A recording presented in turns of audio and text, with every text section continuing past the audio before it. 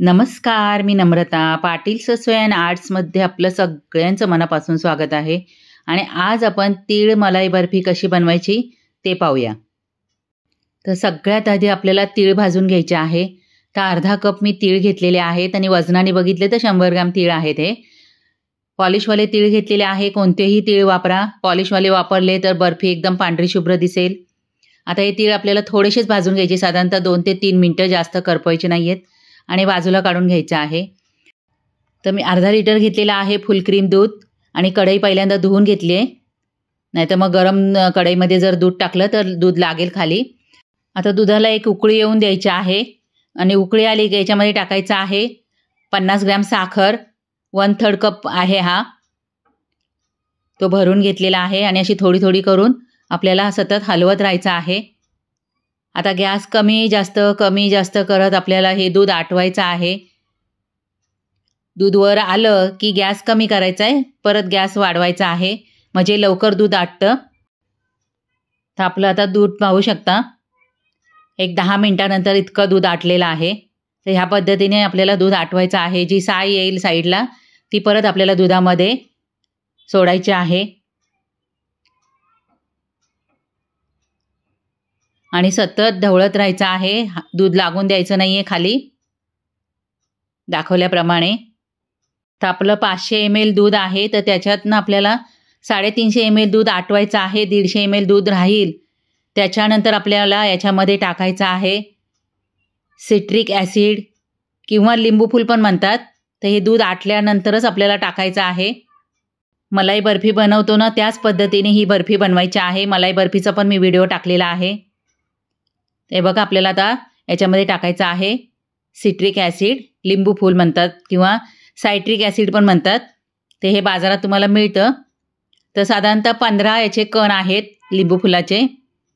तर आपल्याला इतकेच टाकायचे आहे अर्धा लिटरसाठी, जास्त टाकायचे नाही आहेत. आणि लिंबू फूल टाकल्यानंतर आपल्याला सतत हलवत राहायचं आहे. गॅस थोडासा वाढवायचा आहे, म्हणजे याच्यामध्ये दाणे तयार होतात.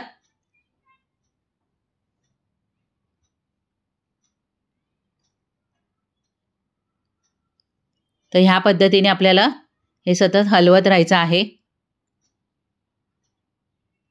आणि गॅसच्या बाजूलाच उभं राहायचं. जोपर्यंत आपलं दूध आटत नाही ना, तोपर्यंत गॅसच्या बाजूलाच उभं राहायचं आहे.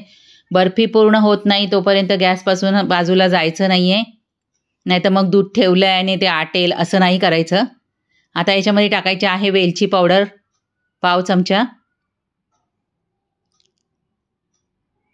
आता आपली बर्फी तयार व्हायला आलेली आहे.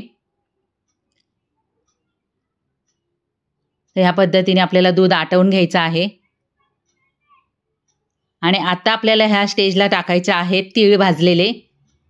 जर तुम्हाला असेच अख्खे तीळ टाकायचे नसतील तर थोडेसे मिक्सरमध्ये फिरवून घेऊ शकता.